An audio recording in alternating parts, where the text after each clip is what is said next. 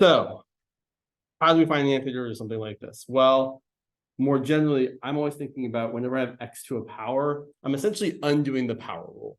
So this is a reminder back from last quarter, 17A, or whatever your first quarter of calculus was. When you take the derivative of x to some power, like x to the third, you get 3 times x squared. Or more generally, if you're taking the derivative of x to any power, you get that power times x to the power minus 1.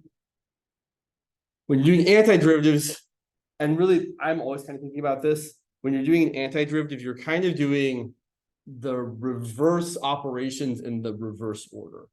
So instead of multiplying by the power and then subtracting 1 from the power, we're going to first add 1 to the power to undo the subtraction, and then divide by the coefficient or divide by the power instead of multiplying by it. So if we're finding if our f of x is x to some power, then our antiderivative, which we'll call capital F of x for now, is x to that power plus 1, and then we divide by the new power. And then, of course, since we're doing an antiderivative and we haven't been given any sort of initial condition that allows us to figure out what c is, we just slap on a plus c. So in this particular case, we're going to apply that rule. And I should say actually one more thing. When you have constant multiples, and I'm going to say this a lot, what do constant multiples do? They stay. I like to say they hang out, but stay is also good. Constant multiples hang out. So if you're multiplying something by a constant, whether you're taking the derivative or antiderivative, it's going to hang out. So when I'm looking at this 5x to the 1/4, I'm thinking, well, let me write this down here. For 5x to the 1/4 minus 7x to the 3/4. I'm going to find the antiderivative. Well, that constant multiple is just going to hang out. So 5 sticks around, and then I'm just going to apply the rule here. So I've got x to some power. My new antiderivative is going to be x to, and I can even like write all the steps, right? We could do the addition in our head, or we could really write, I've got x to the 1/4 plus 1 divided by 1/4 plus 1. Same deal over here. The minus 7 coefficient hangs out, and we're going to get x to the 3/4 plus 1 divided by 3/4 plus 1. In fact, especially for these fraction ones, if you feel not so great about the fraction addition, I would encourage you to write it like this, like on an exam, to show the person grading it, you know the right steps, right? You know what you're doing. Maybe you might mess up the addition because you've made a mistake with the fraction addition, but you certainly are showing them you know how to anti-differentiate. And then we should simplify this. So let's see here. 1/4 plus 1 is really 1/4 plus 4/4, which is 5/4. Similarly, 3/4 plus 1 is really 3/4 plus 4/4, which is 7/4. So let's see. Here I'm going to get 5 times x to the 5/4. Dividing by 5/4 is the same as multiplying by the reciprocal. Minus 7 times dividing by 7/4 is the same as multiplying by 4/7. And then I've got an x to the 7/4. And then 5 times 4/5 is, of course, 4. And then we got x to the 5/4. 7 times 4/7 is minus 4 times x to the 7/4. What did I forget? Plus c. And I really should have had the plus c the entire time after I anti-differentiated. Interesting. I was going to do one more thing. No, let's not. Let's save it for later. Other questions. Well, I've got a lot more antiderivative questions as well to show you, so we can do some more. Yeah, I do. I want to add some flavor here. Let's say no. I keep going back and forth. I've got all the flavor over here. Sorry. Let's look at another problem. Let's say we have something like this. So we're given, and there's a lot of ways of saying you're being given a function, you want to find the antiderivative. Someone might say literally those words. Here's a function, find the antiderivative. Someone might say, here's little f, find big F. Someone might write, here's f prime, find f. Or they might say, here's dy dt, find y. There's a lot of ways of saying derivative and the function that it came from. So here's another thing. Given that f prime of x is equal to 1 plus 2 over x, and x is positive, and f of 1 is equal to 5, find f of x. This is often referred to as an initial value problem or an initial condition problem, because in addition to finding the antiderivative generally, we're also going to use the initial condition or initial value to figure out what the constant actually is. So when you see a problem like this and they give you like f of 1 equals something or f of 0 equals something or y equals 7 when t equals 3, that just means your job is to figure out what the constant c is. That's really what that means for us. So let's start by finding f of x. We know that f prime is 1 plus 2 over x, and we want to find the antiderivative. And for some reason, 1 always seems to be, oh, question, sorry. No worries. That says and, yeah, yeah. Never hesitate to ask what I've written because I know my handwriting is not always good. If something looks confusing, just let me know and I will clarify. So we're trying to find the antiderivative here. What thing has a derivative that's equal to 1? Just x. But it always feels like, is it just, yeah, it's just x, right? The derivative of x, or if you think of it as 1 times x to the first, is just 1. And then we talked about 1 over x last time. If you want, you can think of this as 2 times 1 over x. So then the antiderivative, well, again, the constant multiple, what does it do? Stays, hangs out. So we get a 2, and the antiderivative of 1 over x, good old natural log. Now, I would still write the natural log of the absolute value of x, even though I technically don't need to here. And the reason you don't actually need to here is because they already told us that x had to be positive. Plus c. There's our general antiderivative.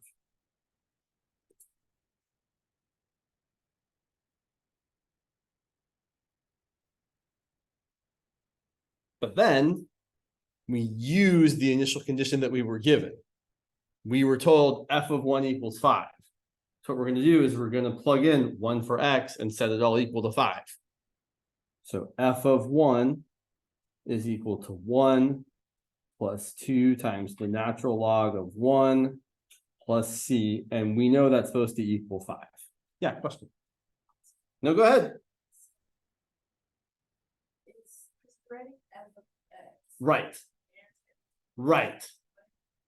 So there's lots of different ways of writing this notation. Let me, yeah. So here, let me go back here for 1 second. So here we can write function and antiderivative. And there's literally 1,000 ways you can do this.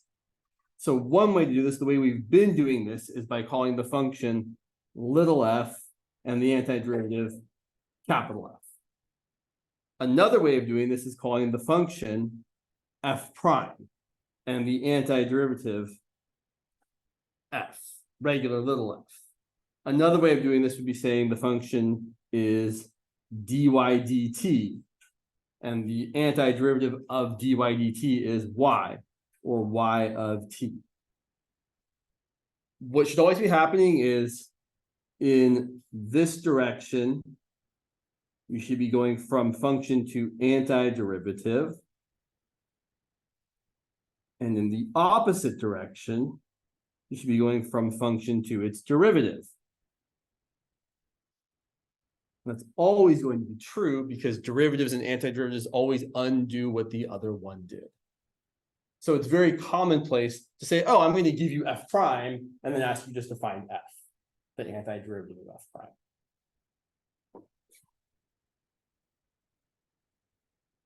Cool. Okay. So back to finding just f here, or sorry, finding the c really. So f of 1 is equal to 1 plus 2 times natural log of 1 plus c, and we know that's supposed to equal 5. And then what's the natural log of 1? It is 0. Do you feel sure about that? Yeah, kind of. Let me remind everybody just real quick that the natural log of x function looks like this. And it's got an intercept at 1, 0. And when you're finding the natural log of something, like when I write the natural log of 1, which is really the same as log base e of 1, what that really says or means is e to what power equals 1? Oh yeah, e to the 0th power equals 1. That's why log base e of 1 or natural log of 1 is equal to 0. And the one I really keep in mind when I'm thinking about logarithms, I don't remember if I said this in this class or a different class, I'm just going to say it again anyway, is that log base 2 of 8 equal to 3 is equivalent to 2 to the 3rd equal to 8. That is always the logarithm to exponential equation kind of equivalence that I hold in my head, because it's nice, all the numbers are different and make sense. Back to this. So 1 plus 0 plus c equals 5. That means that c is going to equal 5 minus 1, which is 4. I should say one more thing about this.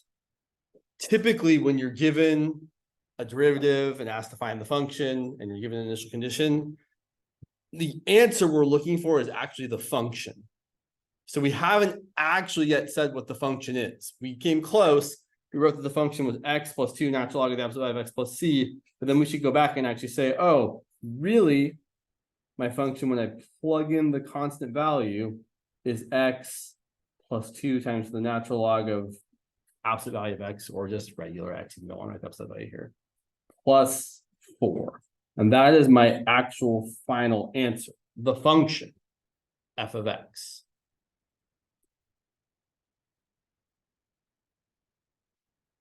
Questions about this one before we do another one? Sorry, can you explain where you got the 4, please? Oh, sorry. Let me turn up the volume here just a little bit. Say that one more time, please. Can you explain where you got the 4? Yes. So in the beginning of the problem, we were given this initial condition that f of 1 is equal to 5. So after I found the antiderivative, f of x, and I got x plus 2 natural log of the absolute value of x plus c, then I plugged in 1 for x. So I got 1 plus 2 times natural log of 1 plus c, and said, well, that has to equal 5 because they told us f of 1 equals 5. And then I didn't do a great job of showing my work here. I could have written more here. What we're getting now is 1 plus c, right, because that's just 0 right there, is equal to 5. And then solving for c, we get 5 minus 1, which is 4. Okay, thank you. You're welcome. Other questions? Yeah. We went over Riemann sum. Okay, Riemann sums, yes. And it's like, he gave us a piece like, he's like, oh yeah, complete the integral. Interesting. Okay, wow. The integral already. Okay. All right. All right. Kind of skipped over. Sure. Yeah, they did differential sums and I was going to do antiderivatives, but we spent a bit more time on Okay. that than All right. Yeah. Sure. So let me quick show of hands. Who is in Alvarado's class? Many of you. Okay. Who is in Goldstein's class? Couple of you. All right. And who is in Lee's class? Couple of you. All right. So definitely we're gonna talk about Riemann sums anyway. So I can definitely pivot in that direction because I have something really cool to show you actually. But let's do a couple more examples of antiderivatives. I know Goldstein's class, well, at least looking at the homework assignment, it looks like there's a lot of 17A review as far as limit definition of the derivative. What I'd say about that is come see me individually if you want some help with that. 'Cause I'm happy to help you with it, but it's usually not, it's considered something that you're already supposed to know. So I'm gonna not cover that again. But let's do one more example, maybe two more examples, and then we'll talk about some Riemann sums. Yeah, we got time. I always say before I run out of time. So let's look at this example. Let's say we've got, do I want that one? Yeah. Can you see that? Yes. To 10t to the fourth minus 4t cubed plus 6t. And we're given that y is equal to 8 when t is equal to -1. I don't know why I'm putting parentheses around that, but I started to draw them, so there they are. They're totally unnecessary. I just wrote them accidentally. We want to find y. And again, what that means is we want to write y as a function of t. Okay. Same process. If I want to find y, well, I'm going to say this. I will try to say this as many times as I can because I think it's really important. If dy dt is the derivative of y, which it literally is by the way it's written, or y of t if you prefer, that means that y has to be the what of dy dt? Right, exactly. Y must be, has no choice but to be the antiderivative of dy dt. Spell checkers always show that antiderivative is like spelled wrong. Like if you don't put a dash there or something, like the word antiderivative is just like, it's like, nope, that's spelled wrong. I don't know how you're supposed to spell it right, or if there's like a way you're supposed to write it. That's why I put the dash there. But anyway, so we're going to find the antiderivative by using the reverse power rule one more time, probably a lot more times. In fact, why don't you all try to do it first? So we've got dy dt equal to 10t to the fourth minus 4t cubed plus 6t. Go ahead and throw a reverse power rule on that and see what you get. And simplify it as much as you can. Because it should simplify a little bit. Oh, there's a chat. Let's see what's in the chat here. Oh, Goldsmith. Yeah, thank you. Not Goldstein. I apologize. I knew I was pretty sure I had the wrong name. Yeah, Goldsmith. In fact, yeah.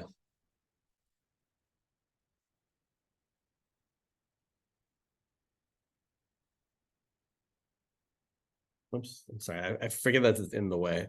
Apologies.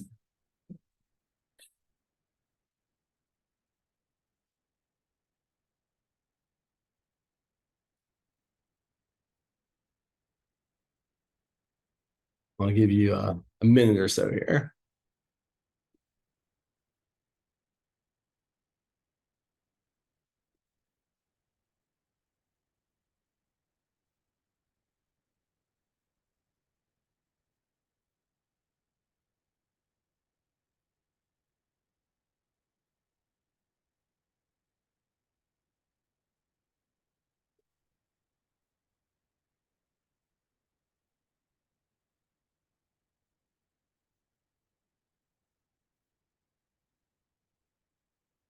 Sadly, Alvarado is the only person that hasn't added me to his canvas yet, so I'll have to contact him again to make sure I get on there.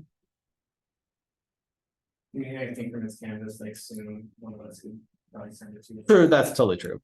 I would like for him to add me just because it's good for me to be officially added, but yeah, you're right. That'll work too.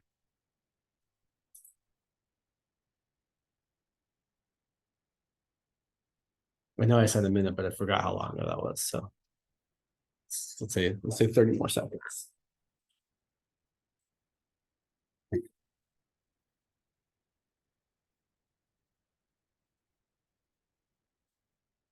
What was your song receiver? You can, if you want to, you don't have to. You can work on that together. You can try your best.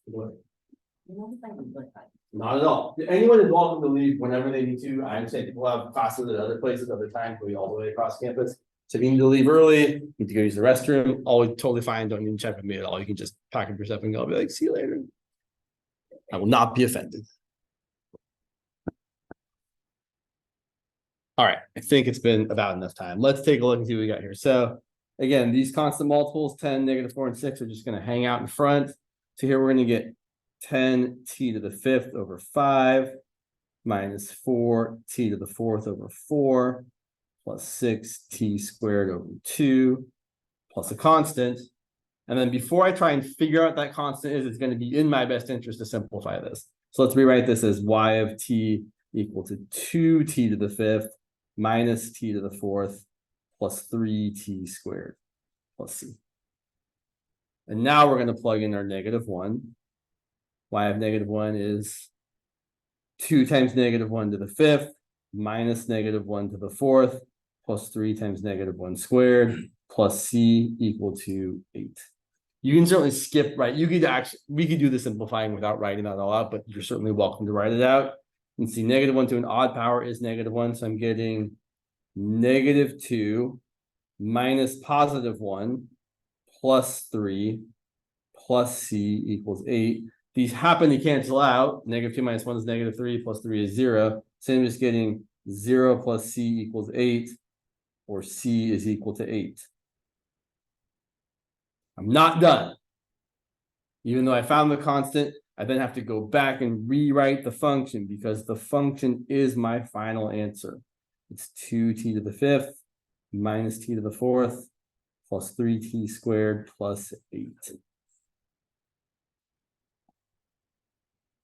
Sometimes it happens to work out that the value you're given is the value that ends up being. It's just kind of a coincidence though, right? That's not usually going to happen.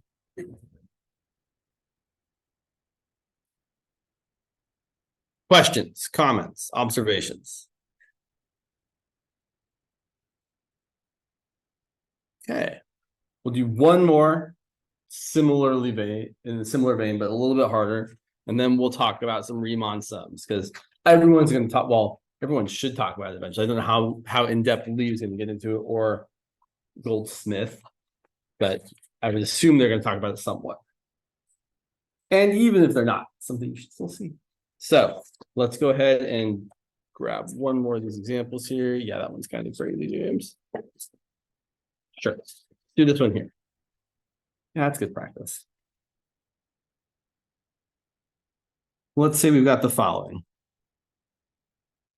We're told that f double prime of x is equal to 48x cubed minus 30x plus, what is it right there? Is that a 14? Oops, I hope so. Well, we'll figure it out. Yeah, I think it's a 14. And the following two pieces of information. F of 1 is equal to 4, and f of -1 is equal to -2. And we're being asked to find f of x.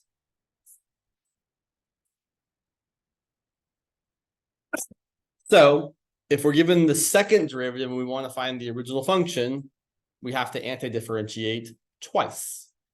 So let's find the first antiderivative. So the antiderivative of f double prime is f prime.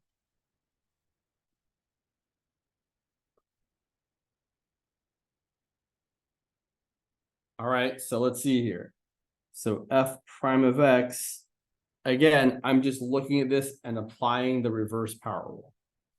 So we're going to get 48x to the 4th over 4 minus 30x squared over 2 plus 14x plus a constant. So whenever you antidifferentiate a constant, you get that constant times x, because the derivative of 14x is just 14. Or if you think about, if you have like a line y equal to 14x, the line y equal to 14x has a slope of 14, so its derivative is 14. Okay. And now we should simplify, because I definitely don't want to do all this again without having simplified first. So if I simplify this, my f prime of x is equal to, see, 48 divided by 4 is 12, x to the 4th. 30 divided by 2 is 15, x squared, and then 14x, and then c. And at this point, I can't figure out what c is, right? I can't plug in anything here because I don't know what f prime of anything is. So I just go on to the next step. I'm now going to antidifferentiate again to find f of x. And I totally made a mistake here. That's all right. It happens. Numbers are not going to be nice. Such is life. Yeah, I really did make it. Yeah. Oh, well. Yeah. Do you make it to the 12x to the 1 power? Shouldn't that be 12x? Oh, even started. So. That's all right. You're good. So here things are going to get ugly because I made a mistake, but we're still going to, oh geez. I feel like I should fix it because things are gonna get really ugly. So yeah, I hate when I make mistakes like that. That should have been we'll carry on. Fine. So antiderivative here, we're gonna get 12x to the 5th over 5. That's not gonna be good. And then we're gonna get minus 15x cubed over 3 plus 14x squared over 2 plus not just c. So let's go back before. When we anti-differentiated a constant 14, what did we get? So when we anti-differentiate the constant c, what do we get? C times x. And then we have to add on another constant. Let's call it d. Okay, we can simplify this a little bit. F of x is equal to 12/5 x to the 5th minus 5x cubed plus 7x squared plus cx plus d. And things are going to get a little bit messy here because I made a mistake, but it's not undoable. So let's figure out what happens here. So if we plug in 1, plugging in 1 is always great, in my opinion, at least for a polynomial, because you just get all the coefficients. 1 to any power is 1. So f of 1 is going to be 12/5 minus 5 plus 7 plus c plus d, and that should equal 4. In a similar way, if I plug in -1, I'm going to get, well, let's see. -1 to an odd power is -1. So when I plug in negative, I'm going to get -12/5. And I'm going to get a plus 5 and a plus 7, because -1 squared is still positive 1, and a minus c and a plus d, and that should equal -2. And now I'm going to be a little bit sneaky, actually. I'm gonna use some old techniques for solving systems of equations. I've got 2 equations. I've got 2 unknowns, c and d. And it looks to me like I could be really smart here and add these 2 equations together and make a lot of stuff cancel out. So if we add these together, let's see what we get here. 12/5 plus -12/5. Oh, that's great. That's 0. -5 plus 5, also 0. 7 plus 7 is 14. C plus -c, 0c. D plus d, 2d. 4 plus -2 equals 2. And then subtracting 14 from both sides, 2d is equal to 2 minus 14 is -12. D is equal to -6. Yes, thank you. Of course. So just to reiterate what I did there, I took this equation and this equation. I saw that if I added them together, the c's would cancel out. I also really saw that if I added them together, the 12/5 and the -12/5 would cancel out, which is really why I did it. But I saw that if I added them together, those would cancel out and be left with just the variable d, which I could solve for. Okay. Couple ways we could try and find c. We could plug in d value to either equation to solve for c. Or we could subtract these 2 equations together, which I think I might prefer to do. So let's check that out. So now if we take these equations, right, not doing any challenging math here, just trying to make my life as easy as possible. If I take those equations and subtract them, so if I do 12/5 minus 5 plus 7 plus c plus d equal to 4. Yes, I know that d is -6. I'm still going to write just d. And then -12/5 plus 5 plus 7 minus c plus d equals -2. And now if I subtract these equations from each other, so I'm going to get 12/5 minus 12/5, or 12/5 plus 12/5, which is 24/5. -5 minus 5 is -10. 7 minus 7 is 0. C minus c is c plus c. D minus d is 0. 4 minus 2 is 4 plus 2, which is 6. So I can solve for C in a similar way. 2C is going to equal 6 plus 10 minus 24 over 5, which again, not lovely. So I get 16 minus 24 fifths. And now the math is just kind of gross. You divide both sides by 2. C is going to equal 8 minus 12 fifths. Get a common denominator.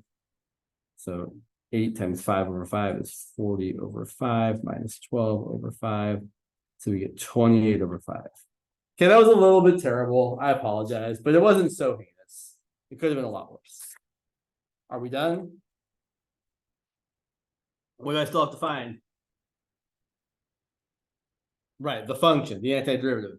So we have finally the f of x is, looking back up here, 12x to the fifth, oh, sorry, the simplified version, 12x to the fifth minus 5x cubed plus 7x squared plus 28 fifths times x minus 6, because d was -6, right? Yeah. It could have been worse. Never really a solace though. So that's kind of how you would solve something like this. You would anti-differentiate it twice, you plug in the values, and then you get a system of 2 equations and 2 constant unknowns, C and D, which you then have to work to solve, which is algebra. It's not really a calculus problem at that point. It's just using your algebra skills. And certainly you could have solved this in a different way. This is just the way that seemed easiest to me to do.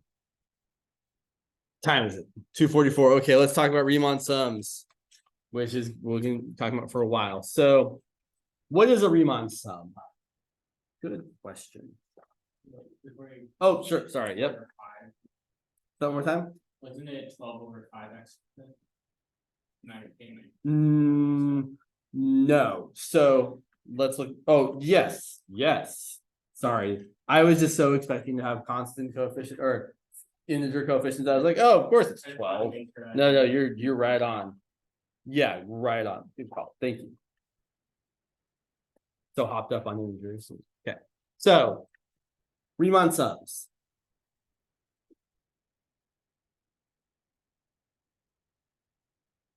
And really, we should say an area under a curve.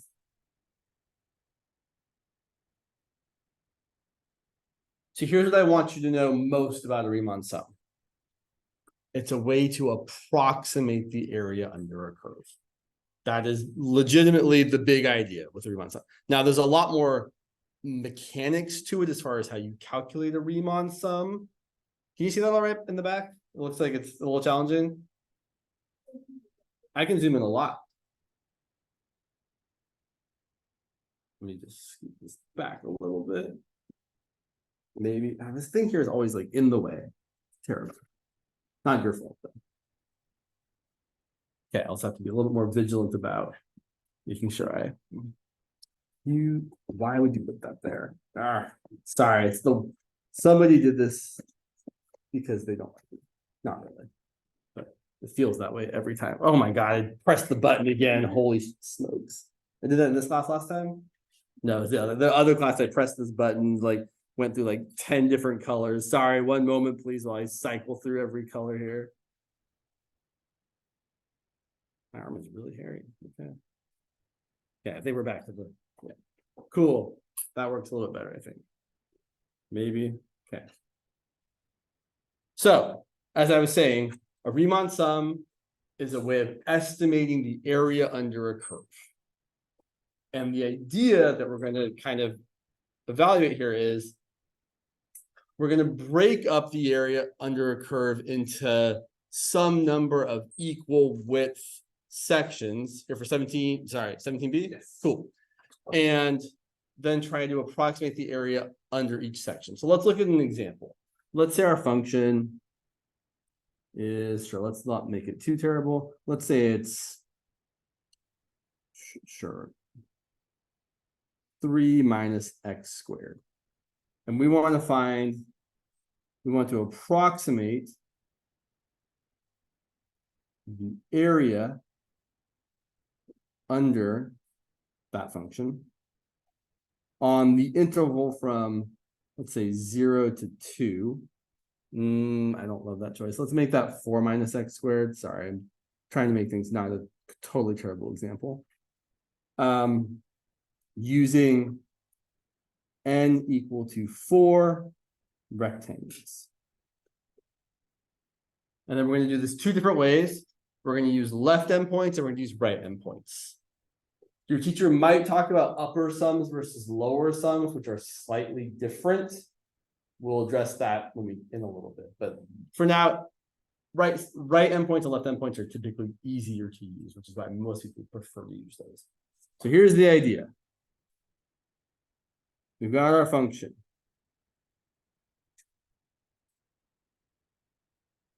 F of x equal to 4 minus x squared. It looks something like this. It's a good old parabola. And I'm really interested in the area under the curve from 0 to 2. And it just so happens that the function I've chosen is greater than or equal to 0 on that angle. I didn't want to deal with something below the x-axis. So we're trying to approximate that area in green there. And what we're going to do is we're going to break up the interval from 0 to 2 into 4 equal width subsections. So the way we do that is by finding what we typically call delta x. Delta x is going to be the length of the interval, 2 minus 0, which is a length of 2, divided by the number of rectangles we want to break it up into, which is 4 in this case. Then we're going to simplify that, and that's going to be 1/2. So each n/beginning of an interval is going to be 1/2 further to the right than the previous one. So my first interval is going to go from 0 to 1/2. My next interval is going to go from 1/2 to 1. The next one's going to go from 1 to 1.5, or I should really say 3/2. The next one's going to go from 3/2 to 2. So there are my 1, 2, 3, 4 subintervals.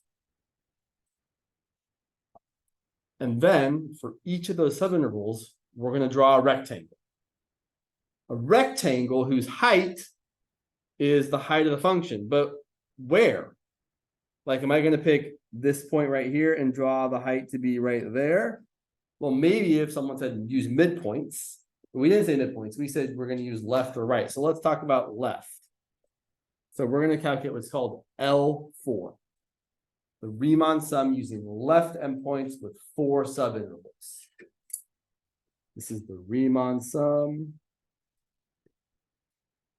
with left endpoints using 4 subintervals.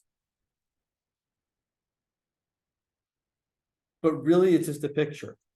So for this first subinterval, I'm going to use the left endpoint, which is 0. And then I'm going to plug 0 into the function. I'm going to look at the graph to find the height, which is just a height of 4. And so here is my first rectangle. It's got a base of what? Right, 1/2, and a height of how much? Cool. So far, I've got a base of 1/2 times a height of 4. For my second rectangle, for the interval from 1/2 to 1, I'm again going to use the left endpoint to find the height of the rectangle. So I'm going to plug in 1/2, and I'm going to get a rectangle whose height is whatever f of 1/2 happens to be, which is 4 minus 1/4. But I'm just going to write f of 1/2. So the next rectangle has an area of 1/2 for its base times f of 1/2 for its height. And we continue in the same way. The next rectangle, base of 1/2, height of f of 1. Okay, f of 1 is 3, but still I'm going to write f of 1. And lastly, the fourth rectangle, again, a base of 1/2 and a height of f of 3/2. Now, let me ask you all a question. Just looking at the picture I have drawn, is the amount of area under the rectangles going to be an overestimate or an underestimate of the amount of area under the curve? Overestimate, right? The area in the rectangles is clearly more than the area under the curve. Now, that's not always necessarily true if you have left endpoints. it's true if you have left endpoints and your function is decreasing because it's getting smaller from left to right. But if the function was increasing, then it'd be underestimated. We can calculate this. It's not particularly necessary. Let's see, 1/2 time. Well, in fact, what we usually do is we factor out the 1/2 because that base is always the same. And then we're going to get times 4 plus f of 1/2, which is 4 minus 1/4, plus f of 1, which is 4 minus 1, plus f of 3/2, which is 4 minus 3/2 squared is 9/4.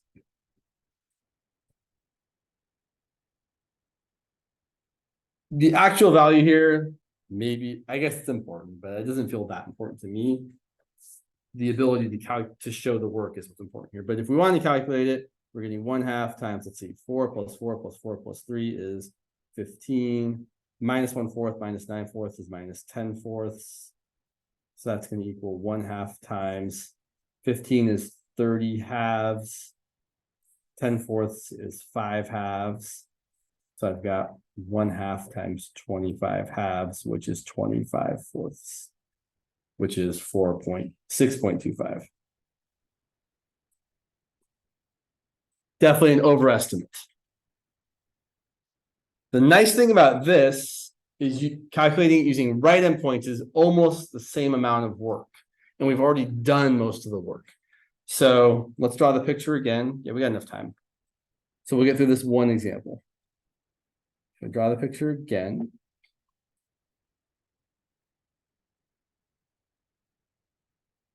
So now if I use right endpoints from 0 to 1/2, there's my rectangle.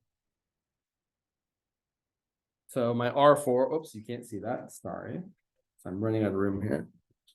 So for the first rectangle, the base is 1/2. The height is f of 1/2.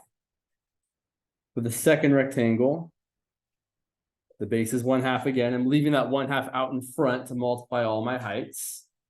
And the height is f of 1. For my third rectangle, my base is again 1/2. My height is f of 3/2. And then finally, for my fourth rectangle, my base is 1/2 and my height is f of 2, which is 0. You plug in 2 to that, right? If you plug in 2 to 4 minus x squared, you're going to get 0. So this is pretty much the same as this calculation up here. The only difference is instead of 1/2 times 4, we're subtracting that off and adding 0 instead. So our answer is going to be 2 less than it was before. It's not really important to see that. I'm just trying to make the math quick because we're almost out of time. So this is going to end up equaling 4.25. Clearly an underestimate. Okay, so this is the idea. And really, this is the whole idea. I mean, it's not the whole idea. The real idea is that we're going to then calculate these Riemann sums using larger and larger values of n to get better and better estimates. In fact, there's a really cool link that I added to the module section of Canvas just earlier today that I would like to show you all because I think it's really worth your while and will help you see what's going on. So this is a Riemann sum calculator for lack of a better term. But check this out. You can enter whatever function you like 4 minus x squared. And then you can change the interval, just sliding things along here. You can also zoom in or out. And you can also change if you want right endpoints or left endpoints. And you can also change the number of subintervals. So if you use 4 subintervals with left endpoints, you get 6.25 is how much area you're approximating the area to actually be. If you use right endpoints instead, you get 4.25. So good, I did the math right. And if you use midpoints,